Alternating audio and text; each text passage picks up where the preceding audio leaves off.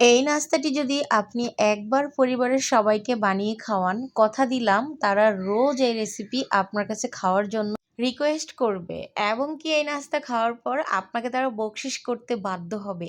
চলেন তাহলে কিভাবে বানিয়েছি দেখিয়ে দিচ্ছি। একটা বাটিতে একটা আলু কুচি নিয়েছি, একটা পেঁয়াজ কুচি নিয়েছি, 2টা কাঁচামরিচ কুচি নিয়েছি, একটা টমেটো কুচি নিয়েছি, স্বাদ অনুযায়ী লবণ দিয়েছি।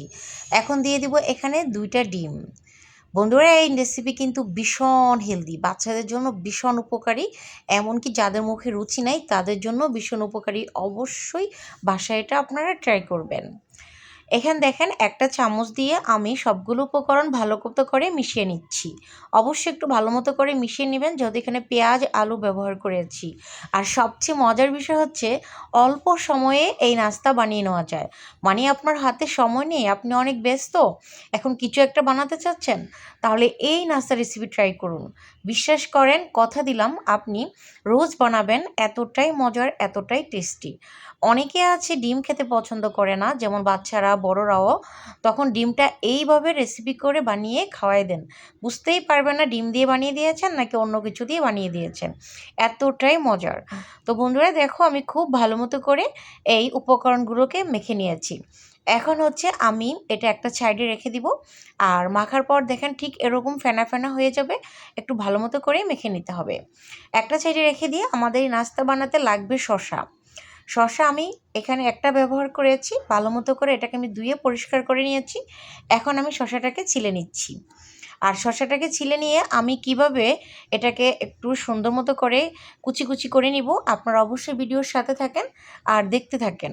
আর এই রেসিপির জন্য এইভাবে শসাটা কুচি করলেই কিন্তু খেতে ভীষণ ভালো লাগে, এমনকি দেখতেও সুন্দর লাগে। কথায় আছে না, দেখতে সুন্দর যাকে খেতেও সুন্দর তাকে, সেরকম আর কি। তো দেখো বন্ধুরা, আমি যে ছিলেছিলাম এই চিলুনিটা দিয়েই কিন্তু অপর পাশ দিয়ে আমি এইভাবে করে কুচি করে নিচ্ছি। আপনাদের অনেকের বাসায় কিন্তু এরকম চিলুনি আছে, দেখেন অপর পাশে কিন্তু এরকম ডিজাইন করে কাটার একটা অংশ থাকে, সেটা দিয়ে আমি এরকম ডিজাইন করে শসাটাকে কেটে নিচ্ছি। আর আমি বিচিটা ব্যবহার করব না, উপরে যে সাদা অংশটা আছে সেটাই আমি ব্যবহার করব। তো খুব তাড়াতাড়ি করে আমি কিভাবে শসাটাকে আমি ডিজাইন করে কেটে নিচ্ছি আপনারা দেখে বুঝতে পারছেন।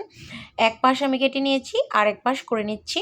এই নাস্তা বানিয়ে যদি বাচ্চাদের টিফিনে দেওয়া হয়, কিংবা সকালে নাস্তা দেওয়া হয়, বিকালে নাস্তা দেওয়া হয়, ওরা একটু আপনাকে ফিরিয়ে দিবে না, অনেক মজা করে খেয়ে নেবে। ফাইনালি দেখো বন্ধুরা, আমরা আলু যেভাবে কুচি করি ঠিক সেরকমভাবে শসাটাকে আমি কুচি করে নিয়েছি। কি সুন্দর দেখা যাচ্ছে, তাই না বন্ধুরা? তো তোমরা তোমাদের সুবিধা অনুযায়ী শসাটাকে কুচি করে নিবে। শসাটাকে আমি ভালো মতো করে হাত দিয়ে এভাবে ঝাড়িয়ে নিয়েছি। এখন এখানে আমি মিশিয়ে নিব কিছুটা সস।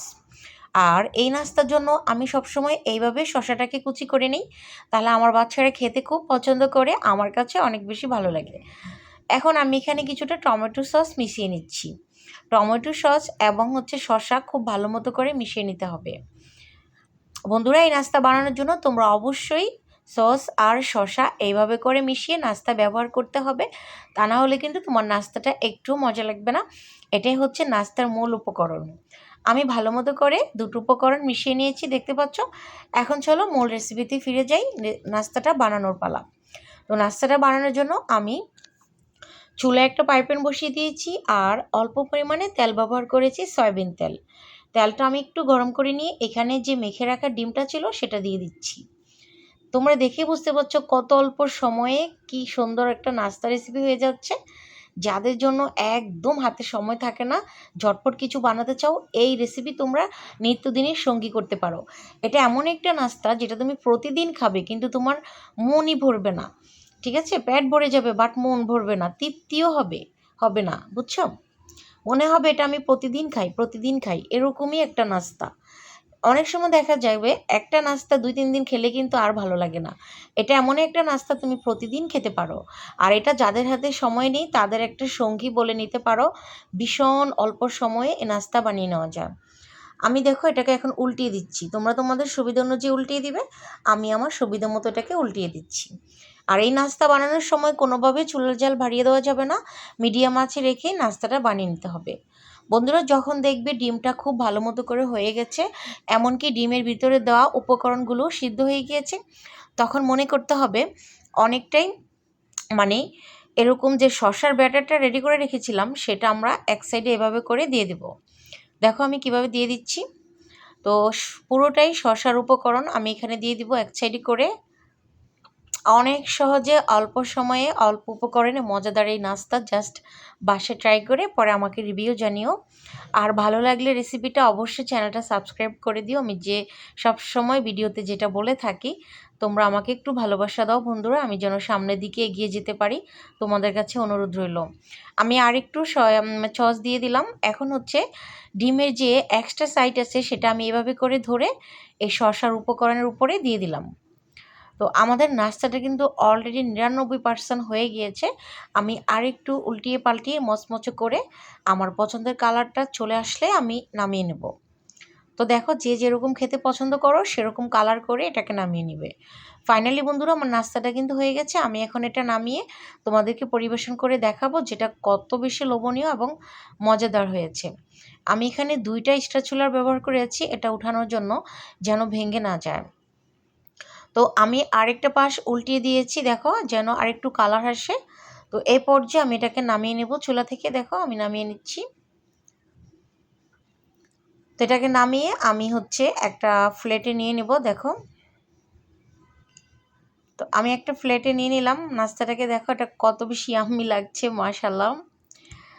তো এখন আমি তোমাদেরকে এটা কেটে দেখাবো। এরকম নাস্তা যদি কারোর সামনে দেওয়া হয় সে কি আর লোভ সামলিয়ে বসে থাকতে পারে বলো? যাদেরকে এই নাস্তা খাওয়াবে তারাই কিন্তু মানে বিশ্বাসই করতে পারবে না যে ডিম দিয়েও এত মজার নাস্তা বানানো যায়, তাও আবার ঘরে থাকা কিছু উপকরণে। পেঁয়াজ, মরিচ, টমেটো এগুলো কিন্তু আমাদের সবার বাসায় থাকে, ডিম। তো অলওয়েজ তোমরা এই নাস্তা বানিয়ে নিতে পারো, ভীষণ মজার। বন্ধুরা আজকের ভিডিও ভালো লাগলে কমেন্টে জানাতে ভুলবে না। আর আমি কখন খাবো এক্সাইটেড, ভীষণ গরম, আমি একটু চামচ দিয়ে খেয়ে নিচ্ছি। তো আজকের মতো এখানেই বিদায় নিয়ে নেব। তোমাদের সাথে দেখা হবে আরও একটি সুন্দর ভিডিওতে। সে পর্যন্ত সবাই ভালো থাকবে, সুস্থ থাকবে, আমার জন্য দোয়া করবে। আল্লাহ হাফেজ।